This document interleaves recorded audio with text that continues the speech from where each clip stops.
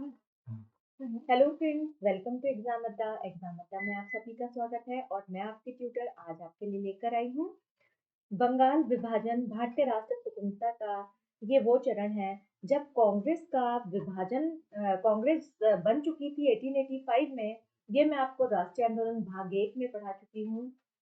और उसके बाद कैसे वो उदारवादी और उग्रवादी दो दलों में बनती है, किस तरीके से भारत सिविल सर्विसेज जो है वो निर्धारित की जाती हैं भारत में, और उसके बाद कुछ क्रांतिकारी घटनाएं और कांग्रेस को किस किसने क्या वक्तव्य दिया, ये मेरे राष्ट्रीय आंदोलन पार्ट 1 में आप पढ़ चुके हैं। और दोस्तों, इस पार्ट में मैं लेकर आई हूँ आपके लिए बंगाल विभाजन और वहां से जुड़ी बहुत सारी घटनाएं। और मैं आपको यकीन दिलाती हूँ कि इसके बाद बहुत जल्दी मैं आपको एक ऐसी शॉर्ट ट्रिक देने वाली हूँ जिस शॉर्ट ट्रिक के बाद आपके लिए मॉडर्न हिस्ट्री का ये पार्ट पढ़ना बहुत ही इजी हो जाएगा। मैंने डिफरेंट पार्ट्स में डिवाइड करके शॉर्ट ट्रिक बनाई है, तो बहुत जल्दी आपके साथ मैं शॉर्ट ट्रिक के साथ आऊंगी। अगर आपने मेरे चैप्टर्स के जरिए इस बेसिक को समझा है तो मेरी शॉर्ट ट्रिक्स आपको बहुत समझ में आएंगी। तो चलिए स्टार्ट करते हैं हम आज का चैप्टर, बंगाल विभाजन से भारतीय राष्ट्र आंदोलन भाग 2। और इसमें मैं कोशिश करूंगी कि सारे इंपॉर्टेंट क्वेश्चंस भी मैं ले सकूं जो हमारे कॉम्पिटिशन्स में पूछे जाते हैं। तो दोस्तों, अगर अच्छी लगे आपको मेरी ये वीडियो तो please like and subscribe my channel exam अड्डा, और प्लीज देखते रहिए और साथ साथ अपने अच्छे अच्छे कमेंट्स मुझे देते रहिए, जिससे कि मेरा मनोबल बढ़ता रहे और मैं आपके लिए अच्छी अच्छी वीडियोस बना करके लाती हूँ। और अगर आपको मेरी वीडियो से कुछ और भी एक्सपेक्टेशन है, आप कमेंट बॉक्स में मुझे लिख सकते हैं। चलिए आगे बढ़ते हैं। भारतीय राष्ट्रीय आंदोलन भाग 1। देखिए, ये आपकी जो है स्वतंत्र प्लासी के युद्ध से जुड़ी भी कुछ घटनाएं हैं। ये झांसी की जो रानी के साथ युद्ध हुआ था अंग्रेजों का, उससे जुड़ी कुछ घटनाएं हैं। और ये फर्स्ट इंडियन कांग्रेस का वह सम्मेलन जो Gwalior tank Sanskrit Tejpal college Gwalior tank Bombay में हुआ था, उसके कुछ दृश्य आपको दिखाने के लिए लाई हूँ। मैं आपको बताती हूँ कि नॉर्मली जब हम राष्ट्रीय मूवमेंट जब हम पढ़ते हैं तो हम क्या करते हैं दोस्तों, हम इसको जो हमें बुक्स में दिया गया है वो ये दिया गया है कि हम इसको 3 भागों में बांटकर पढ़ते हैं। 1885 से 1905 जो ये वाला पोर्शन है, 1905 से 1919 जिसे हम उदारवादी और इसे उग्रवादी कहते हैं, और क्रांतिकारी युग हम पढ़ते हैं जिसे हम गांधी युग कहते हैं, 1919 से 1947। गांधी जी 9 जनवरी 1915 को भारत आए थे। And in this course, we divide the national movement in the 5 sections. जो मैं आपको पढ़ाने वाली हूँ, we will divide this section in the 5 section in spite of 3. ठीक है। हम कहेंगे 1885 से 1905। अब देखिए, मैंने इसको भी 2 भागों में बांट दिया है कि फर्स्ट चैप्टर को मैंने आपको 1885 पढ़ाया। अब मैं आपको 1905 कराने वाली हूँ, तो आज हम पढ़ने वाले हैं 1905 से 1911 का ये वाला पोर्शन। तो आज हम ये सेकेंड पार्ट इसका पढ़ने वाले हैं। उसके बाद में आपको 1911 से 1919, 1916 से 1919 और उसके बाद में आपको 1919 से 1947 ये पोर्शन 1 बाय 1 मैं आपको कराने वाली हूँ। तो अगर आपको ये मेरे साथ चलते रहना है इस सिलसिले में तो please join my classes on exam अड्डा है। तो भारतीय राष्ट्रीय कांग्रेस का ये वो दृश्य है जो कि अगले दिन अखबार में छपा था। Father of the Indian Congress इसमें दिया गया है। देखिए, एओ जो स्कॉटलैंड के निवासी थे और हमारे कांग्रेस के फाउंडर भी थे। जो फर्स्ट इंडियन कांग्रेस है उसी से रिलेटेड कुछ पूछना है। तो मैंने आपको जैसे बताया था कि कांग्रेस जो है एक उग्रवादी और उदारवादी दो दलों में बट गया था। जो हमारा उदारवादी दल था वो याचना करता था, पत्र लिखता था, और इसके अलावा बहुत सारे सम्मेलन प्रतिवेदन के द्वारा सरकार द्वारा अपनी मांगे मनवाता था। और जो हमारा उग्रवादी दल था, जो बाल गंगाधर तिलक, लाल बाल पाल जहां पर मिलते थे, वो याचना नहीं करता था। वो कहता था हमारा देश है, वो जो है आंदोलन और इन सब चीजों में विश्वास करता था। तो क्या हुआ, इसी के बाद जब ये दोनों दलों बट रहे थे, सब अपने अपने कार्य कर रहे थे, उसी समय एक घटना घटित हुई दोस्तों। और वो घटना थी 19 जुलाई 1905 जब बंगाल विभाजन की घोषणा हुई। तो मैं सबसे पहले आपको ये बताऊंगी कि बंगाल जो था वो किस स्थिति में उस समय हुआ करता था। देखिए, ये अगर हम भारत का मैप देखते हैं तो ये वाला जो पोर्शन है हमारा, यहाँ पर ये था हमारा बांग्लादेश, जो अभी वर्तमान में बांग्लादेश है। ठीक है। और ये था हमारा पश्चिम बंगाल, यहाँ हमारा बिहार, ये था हमारा असम, और यहाँ पर हमारा आपका मणिपुर और मिजोरम, और ये वाला त्रिपुरा, और ये वाला पार्ट आ जाएगा तो ये सब पार्ट जो है उस समय एक ही हुआ करते थे, सारा पार्ट एक ही हुआ करता था, जिसको हम क्या कहते थे, बंगाल। क्या कहते थे? बंगाल। तो ये जो बंगाल था हमारा, इस बंगाल को अब विभाजन की बात की जा रही थी, और ये विभाजन की घोषणा 19 जुलाई 1905 को हुई, और ये विभाजन जो प्रभावी होना था वो 16 अक्टूबर 1905 को प्रभावी हुआ, यानी अप्लाई जो थी वो 16 अक्टूबर 1905। सॉरी दोस्तों, जब से मेरे को थोड़े एक दिन बुखार आया उसके बाद से मेरी खांसी ही ठीक नहीं हो रही है, बहुत गला पकड़े हुए हैं। चलिए आगे बढ़ते हैं। अंग्रेजी सरकार ने पश्चिम बंगाल के जो विभाजन करके एक नया प्रांत बनाया, जिसमें बंगाल का ढाका, चटगांव, राजशाही मालदा, त्रिपुरा की पहाड़ियां शामिल थे। इसे पूर्वी बंगाल, ये क्या कह रहे थे, इसे पूर्वी बंगाल कह रहे थे, और असम दो भागों में बांट दिया, जिसकी राजधानी क्या होनी थी, इनकी राजधानी ढाका होती, क्योंकि उस समय बांग्लादेश भी हमारे साथ था।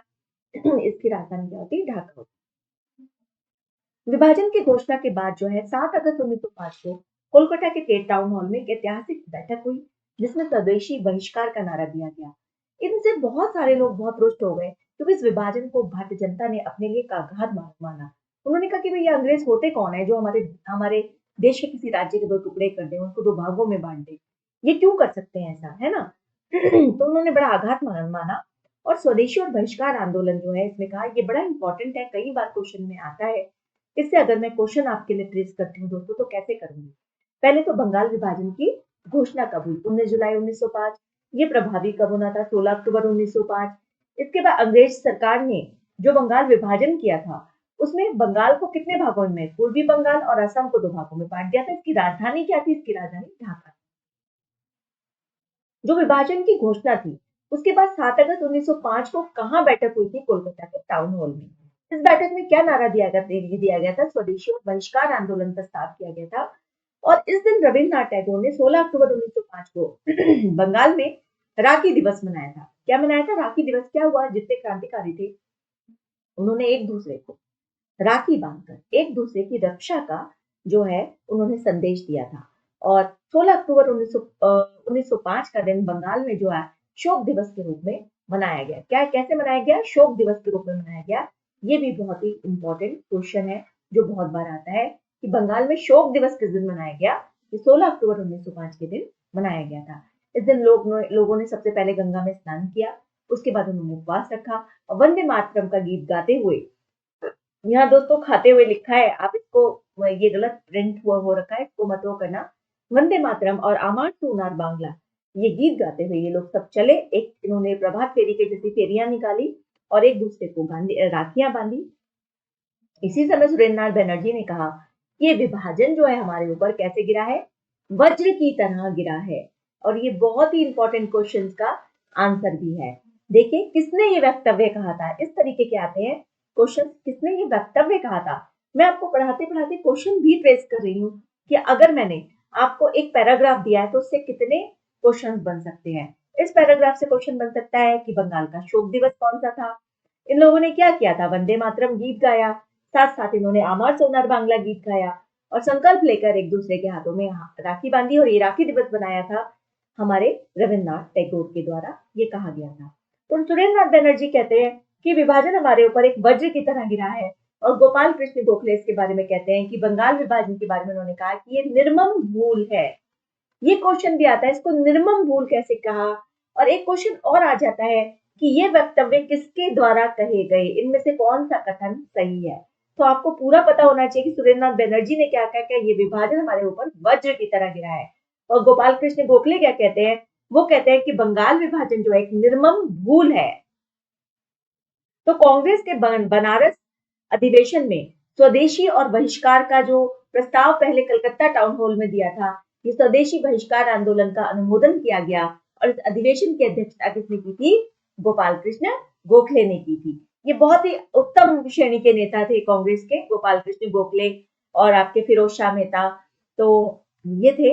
तो मैं आपको इसमें एक चीज और बताऊंगी कि इस अवसर पर जो आमार सोनार बांग्ला गीत रविन्द्रनाथ टैगोर ने लिखा था, ये 1971 में जब बांग्लादेश भारत से अलग हुआ, उसका राष्ट्रीय गीत भी बना, और ये क्वेश्चन भी दोस्तों बहुत ज्यादा इंपॉर्टेंट है। 15 अगस्त 1906 सदगुरु दास बनर्जी ने एक राष्ट्रीय शिक्षा परिषद की स्थापना करी और आचार्य प्रफुल्ल चंद्र ने जो है उन्होंने जो है बंगाल केमिकल्स एंड फार्मास्यूटिकल जो है इसकी स्थापना करी। और स्वदेशी आंदोलन में महिलाएं पहली बार पर्दे से बाहर निकल के सड़कों पे आई और जगह जगह स्वदेशी का इन्होंने अपनाया और विदेशी चीजों का बहिष्कार किया। क्या विदेशी चीजें थी ये?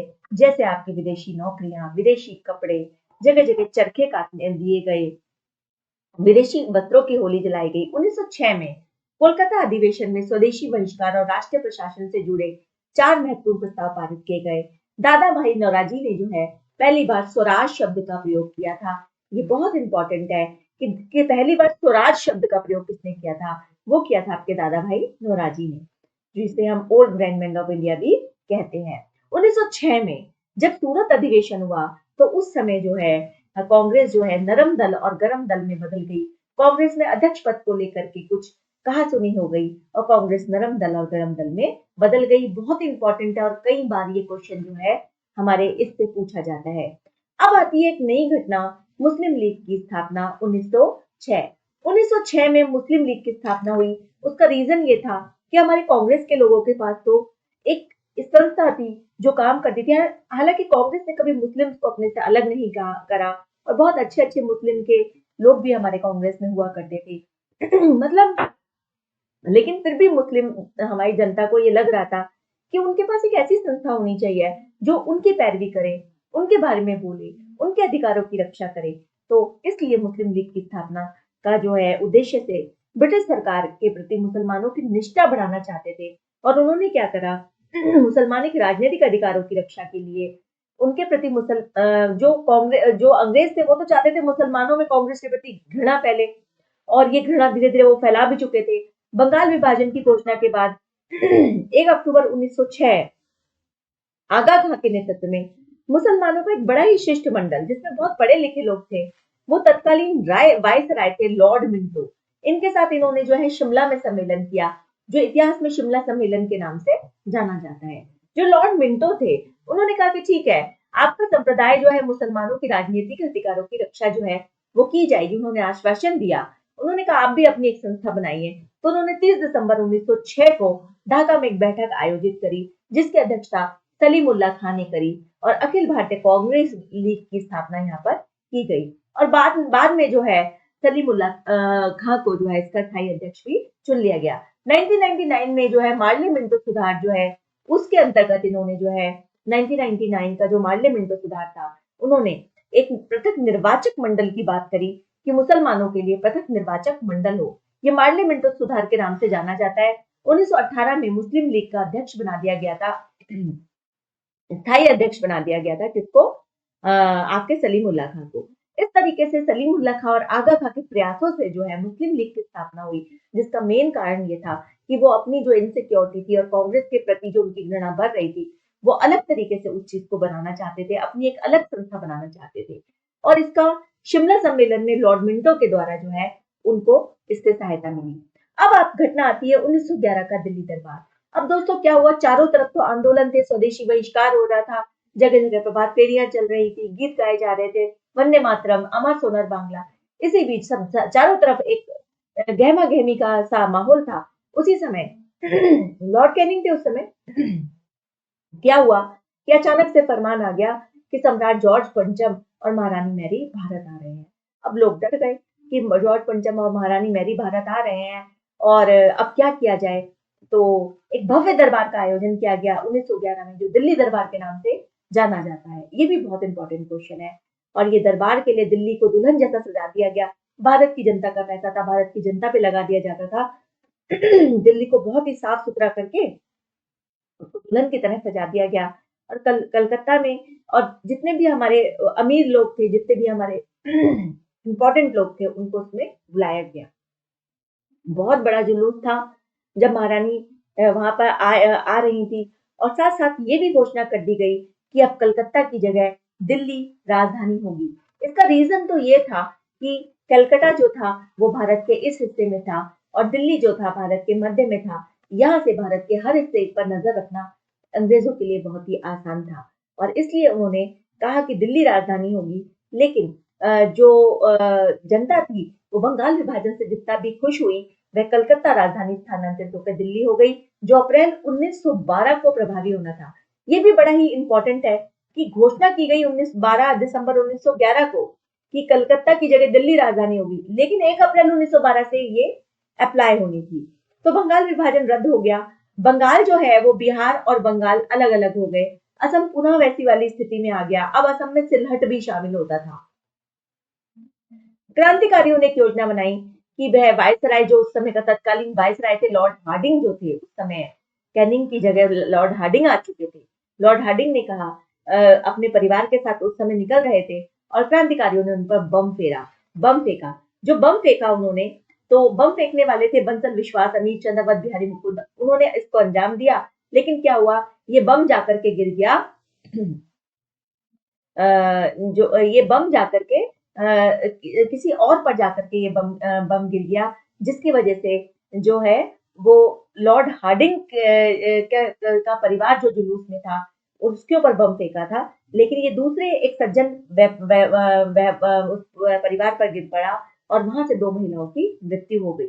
2 महिलाओं की जो मृत्यु हुई, जिसकी वजह से ये लोग बहुत ही बेचारे निराश हुए और इन पर मुकदमा चलाया गया और उन्हें फांसी दे दी गई। बंगाल विभाजन रद्द होने के बाद बंगाल पुनः उसी स्थिति में आ गया। असम 1874 की स्थिति में आ गया और असम में सिलहट भी शामिल था। लॉर्ड हार्डिंग पर जिस समय परिवार पर ब्रिटेन शाही परिवार के साथ लंबे जुलूस समारोह में दिल्ली में प्रवेश कर रहे थे, उस समय बम फेंका गया। लॉर्ड हार्डिंग उस समय घायल हो गए और इन्हें फांसी दे दी गई। इस तरह से और भी क्रांतिकारी आंदोलन चलाए गए। इन क्रांतिकारी आंदोलनों की जो शुरुआत हुई थी दोस्तों, वो हुई थी आपकी महाराष्ट्र से। व्यायाम मंडल प्रथम क्रांतिकारी संगठन माना जाता है, जिसकी स्थापना 1896 चापेकर बंधु कहा जाता है दामोदर और बालकृष्ण वासुदेव को, जिन्होंने 22 जून 1897 जो है पुणे में जो प्लेग अधिकारी रेंड और अमर्स थे उसकी हत्या कर दी थी। ये रेंड और अमर्स की हत्या क्यों की थी, मैं आपको इसके बारे में बताती हूँ। उस समय प्लेग पूरे भारत में बुरी तरह फैला हुआ था। प्लेग चूहों से फैलता है, जैसे कोरोना फैला।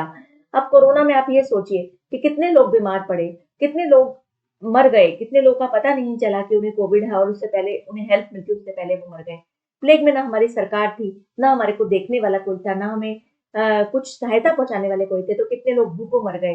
कुछ नहीं चल रहा था, प्लेग चारों ओर फैला हुआ था, सरकार जो नहीं देख रही थी, लोग मर रहे थे। उससे आक्रोशित होकर के जो दामोदर बंधु थे, दामोदर और बालकृष्ण वासुदेव जो चापेकर बंधु थे, उन्होंने रेंड और प्लेग अधिकारी थे रेंड और अमर्स की हत्या कर दी।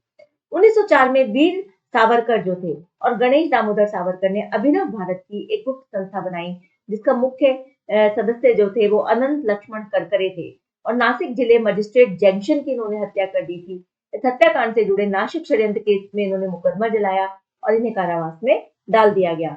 अनुशीलन समिति 1930 में प्रभात नाथ मिश्र ने बनाई, सत्येंद्र और नरेंद्र भट्टाचार्य के साथ मिलकर के अरविंद घोष और वारिंद्र घोष जो है इसके सदस्य थे और इन्होंने जो है भवानी मंदिर पुस्तक की रचना करी और आनंद मठ का भाव इसमें मिलता है। वारिंद्र घोष जो है वर्तमान रणनीति नामक पुस्तक उन्होंने जो है इसकी भी रचना की थी। युगांतर जो पत्रिका है 1906 में इन्होंने पत्र निकाला, युगांतर नामक पत्रिका, जिसका प्रथम संपादक भूपेंद्र नाथ दत्त थे। 1908 में एक घटना हुई जो खुदीराम बोस और प्रफुल्ल चाकी ने, जो मुजफ्फरपुर जिले का एक जज था किंग जॉर्ज, इनको इन्होंने मारने के लिए जो है ये गए। लेकिन दुर्भाग्य क्या हुआ, उस समय जब किंग जॉर्ज को ये मारने के लिए गए और तो इन्होंने जो बम फेंका वो मिस्टर कनेडी के परिवार पर पड़ गया और वो बड़ा ही अच्छा परिवार था जो इसमें मारा गया। प्रफुल्ल चाकी ने पुलिस से बचने के लिए आत्महत्या कर ली और खुदीराम बोस 15 साल की उम्र में इन्हें फांसी दे दी गई। ये सबसे छोटे ये क्रांतिकारी थे जिन्हें फांसी दे दी गई थी। इस घटना के बाद पुलिस ने मणिक तल्ला पर छापा मारा, 34 लोगों को गिरफ्तार किया। अरविंद घोष भी इसमें शामिल थे। इस प्रकार अलीपुर षड्यंत्र केस के तहत जो मुकदमा चलाया गया, बंगाल में बढ़ रही क्रांतिकारी गतिविधियों का दमन करने के लिए 1920 में सरकार जो है विस्फोटक पदार्थ अधिनियम, यानी अब कोई भी बम विस्फोट नहीं मतलब पदार्थ नहीं रख सकता, और 1908 में समाचार पत्र, यानी समाचार पत्र से जो आतंकवाद को सहारा मिल रहा था, तो समाचार पत्र अधिनियम ला दिया गया। अरविंद घोष कालांतर में आतंकवादी क्रियाकलापों से अलग होकर सन्यासी हो गए और पांडिचेरी में उन्होंने अपना आश्रम स्थापित कर दिया। इस तरीके की क्रांतिकारी घटनाएं होती गई। तो देखिए प्रफुल्ल चाकी और कुछ सबसे छोटी उम्र में मरने वाले खुदीराम बोस जिन्हें फांसी दे दी गई थी, ये भी बड़ा इंपॉर्टेंट क्वेश्चन है जो बहुत बार पूछा जाता है। तो दोस्तों आज हमने करा 1905 का बंगाल विभाजन, 1911 का दिल्ली का भव्य दरबार, प्रफुल्ल चाकी कांड यानी जो कि मुजफ्फरपुर कांड के नाम से जाना जाता है, जिसमें किंग जॉर्ज को इन्होंने मारने में सफल रहे।